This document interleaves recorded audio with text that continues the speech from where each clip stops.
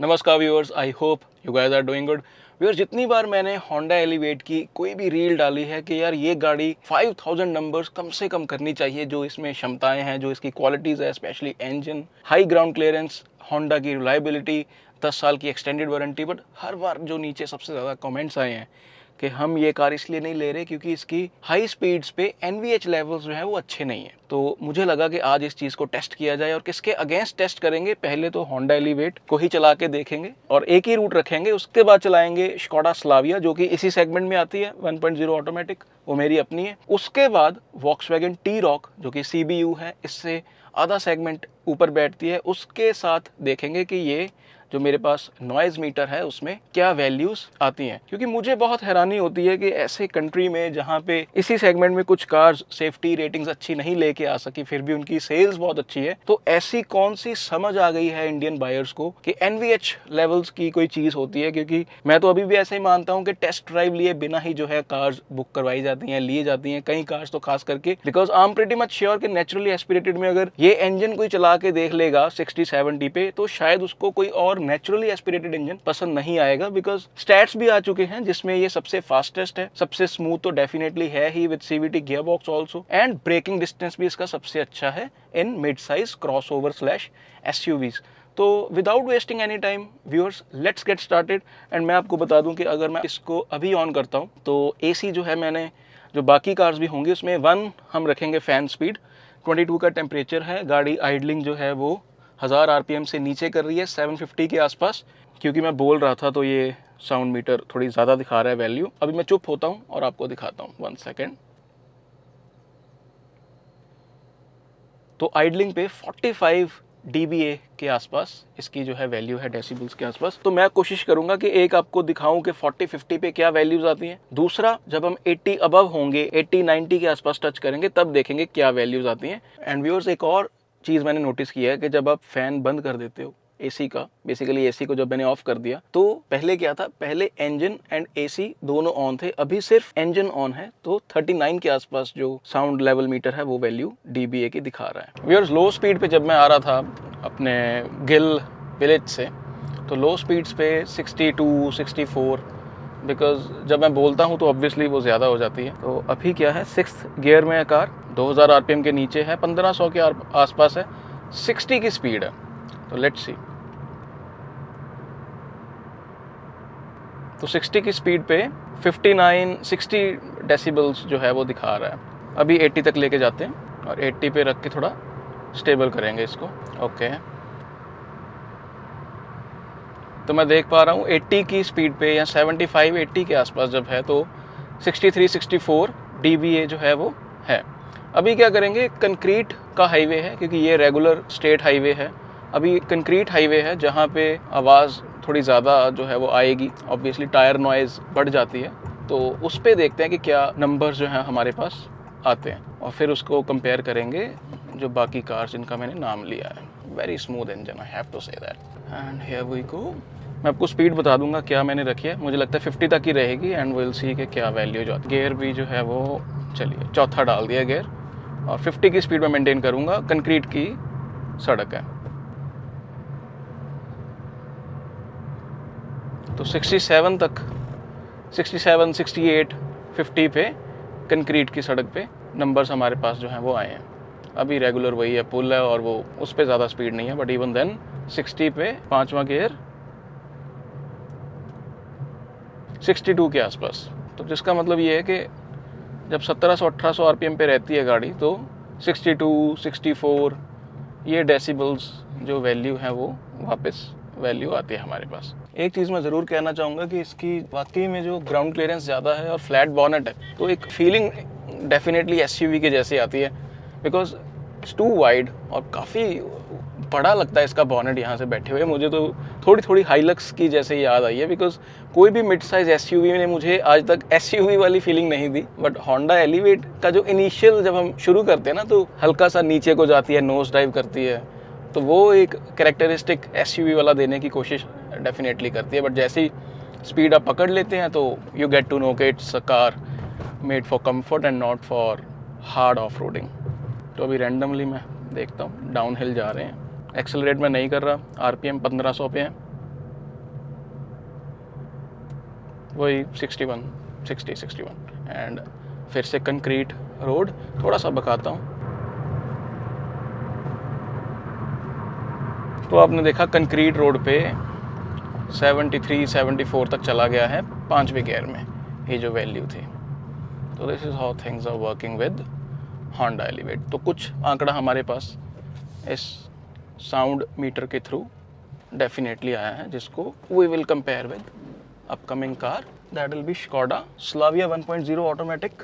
And I have to say कि जो ये चीज़ें आप कह रहे हो उसके 2-3 कारण हो सकते हैं। मैं कोई ऑटोमोबाइल इंजीनियर नहीं हूँ, मैं वैसे कंप्यूटर साइंस इंजीनियर हूँ। एक तो इसके ORVMs वेरी प्रैक्टिकल बहुत बड़े हैं, तो वो थोड़ा सा हो सकता है कि इसकी जो एयर कटिंग की आवाज़ है वो थोड़ी आम से ज़्यादा अंदर आती है, क्योंकि जो ग्लास है वो मुझे थिन नहीं लगा, ग्लास इज़ फाइन, डोर्स का वेट भी सही है, और डोर्स के अंदर क्या है, कैसी पैडिंग है, that I am not sure. And दूसरा, अगर आप एरोडायनामिकली देखें तो गाड़ी में थोड़ी सी बॉक्सी डिज़ाइन जैसे है, तो वो एयर कटिंग अगेन शायद उतना जो इसका एरोडायनामिकली जो है वो उतनी ज़बरदस्त नहीं है जैसे बाकी कुछ कार्स इस सेगमेंट में हैं।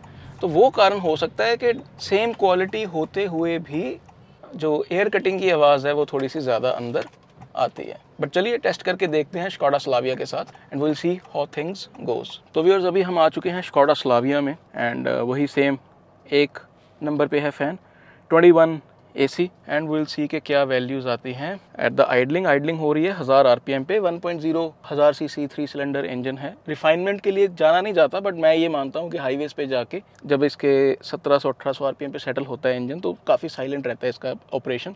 तो देखते हैं क्या वैल्यूज़ जो है वो आती हैं।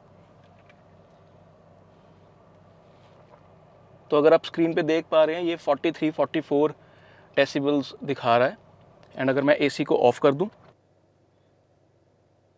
तो 36-37 के आसपास, जब AC भी मैंने ऑफ़ कर दिया है।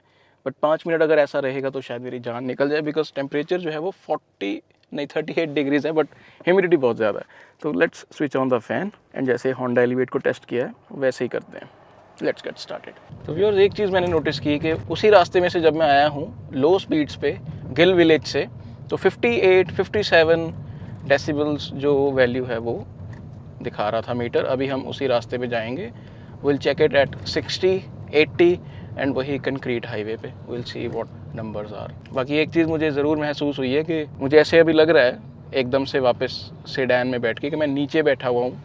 ऐसा नहीं है कि ग्राउंड क्लियरेंस कोई कम है स्लाविया की, 179 mm के आसपास है, बट इवन देन वो एक चीज़ पता चल रही है कि मैं थोड़ा सा नीचे बैठ गया हूँ, which was not the case with elevate. उसमें एक डेफिनेटली ऊंचा बैठे होने की फीलिंग आती है, बट दोनों के ही इंजन की आवाज़ जो है वो सुनती है जब मैं थ्रॉटल करता हूँ इनको।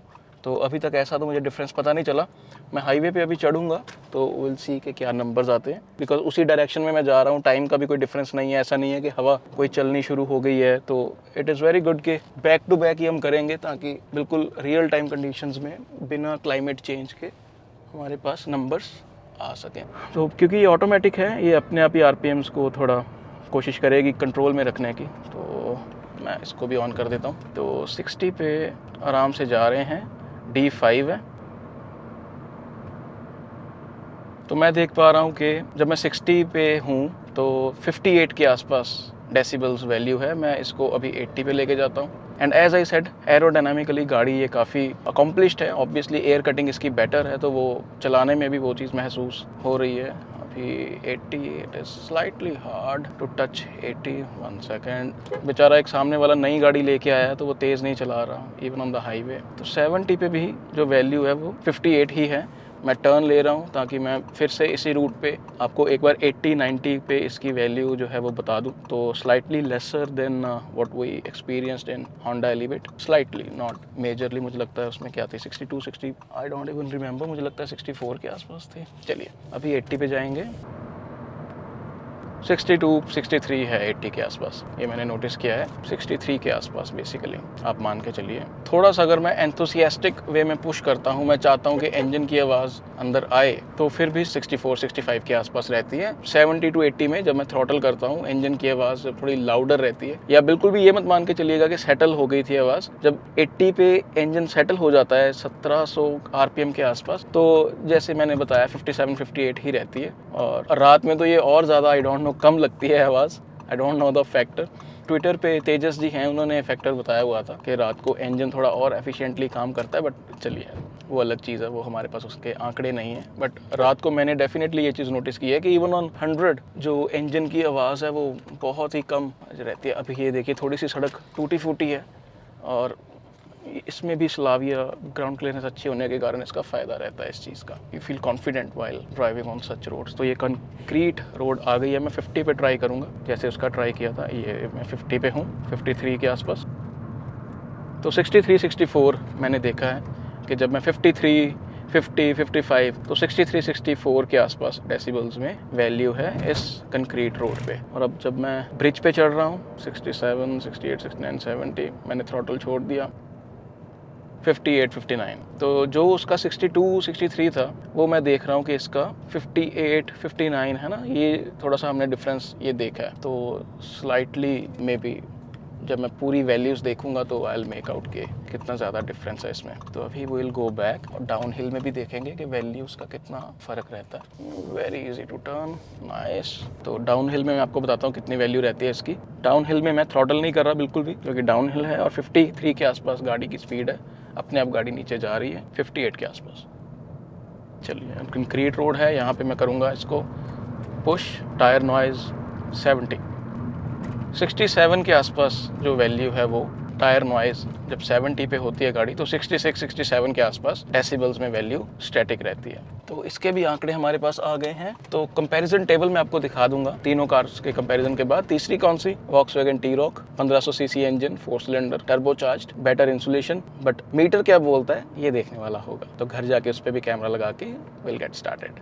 तो व्यूअर्स अभी हम हैं वॉक्सवैगन टी-रॉक में एंड 21 पे एसी है, 1 फैन स्पीड और 900 आरपीएम, और जो आइडलिंग पे नंबर है वो है 42, 43। मैं आपको दिखा देता हूँ।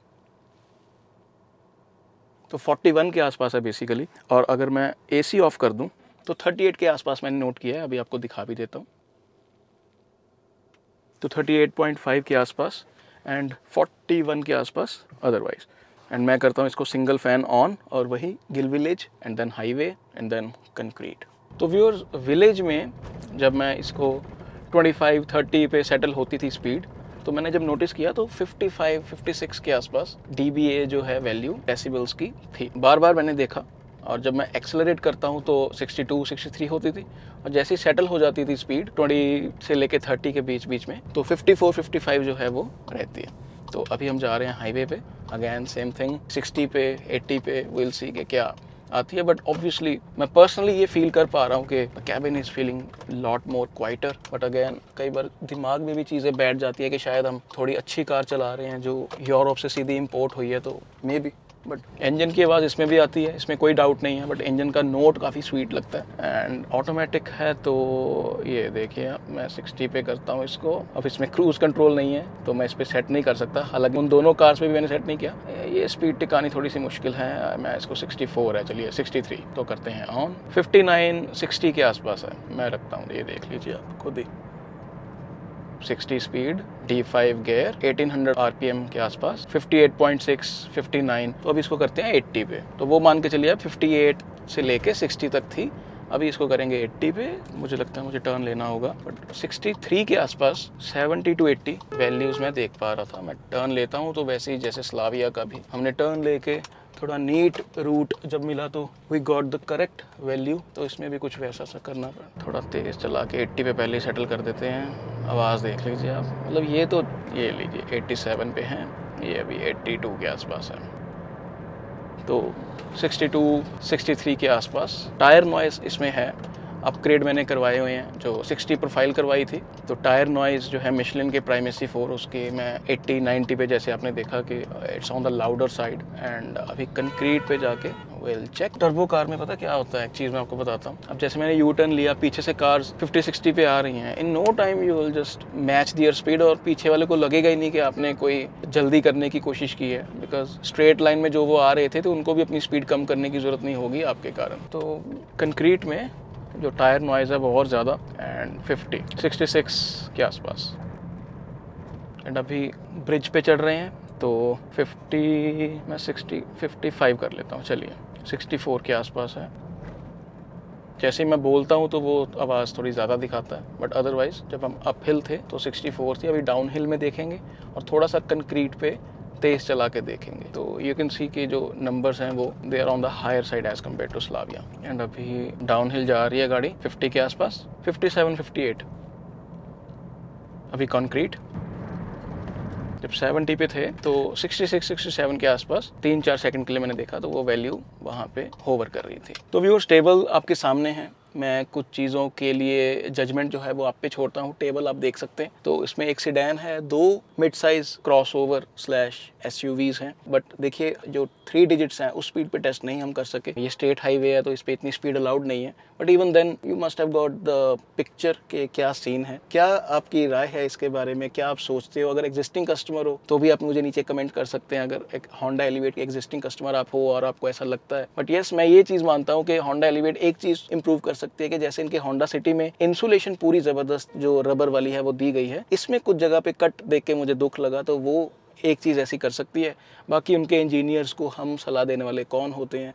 दे are god level engineers, we are just customers. उनको पता होगा उन्होंने ये चीज़ ऐसे क्यों ऐसे रखी है, क्या उसमें इंप्रूवमेंट करनी है कि नहीं करनी, is that should be a deal breaker और नॉट। मैं ऐसा पर्सनली नहीं मानता। डील ब्रेकिंग हमेशा मेरे लिए सेफ्टी हो सकती है, मेरे लिए किसी कार में 6 एयरबैग्स नहीं है वो चीज़ हो सकती है, मेरे लिए 200 किलोमीटर उस कार का सर्विस सेंटर नहीं है ये चीज़ हो सकती है, मेरे लिए कोई कार रिलायबल नहीं है वो चीज़ हो सकती है, एक्सटेंडेड वारंटी ज़्यादा प्रोवाइड नहीं की जा रही वो हो सकती है। लेकिन इसमें थैंकफुली कोई भी होंडा एलिवेट में ऐसी कोई चीज़ नहीं है जो डील ब्रेकर है, क्योंकि थैंकफुली उसकी नेचुरली एस्पिरेटेड में परफॉर्मेंस भी ज़बरदस्त है। और जापान में Indian made Honda elevate 5 stars लेके आ चुकी है, तो मुझे कोई इस पे शक व शुबा एज अ ओवरऑल पैकेज नहीं है। And I have to say कि इन तीनों कार्स में से एसी भी सबसे अच्छा मेरी नहीं होंडा की होंडा एलिवेट का था। दूसरे नंबर पे मैं टी-रॉक का कह सकता हूँ, तीसरे नंबर पे स्लाविया का। बट उसके लिए मेरे पास सोफिस्टिकेटेड मशीन्स नहीं है, वो भी किसी दिन ऐसे ज़बरदस्त तरीके से सोफिस्टिकेटेड मशीन्स के साथ टेस्ट करेंगे कि सीन क्या है कूलिंग का as compared to other cars. Keep supporting, keep loving, visit wallclub.com,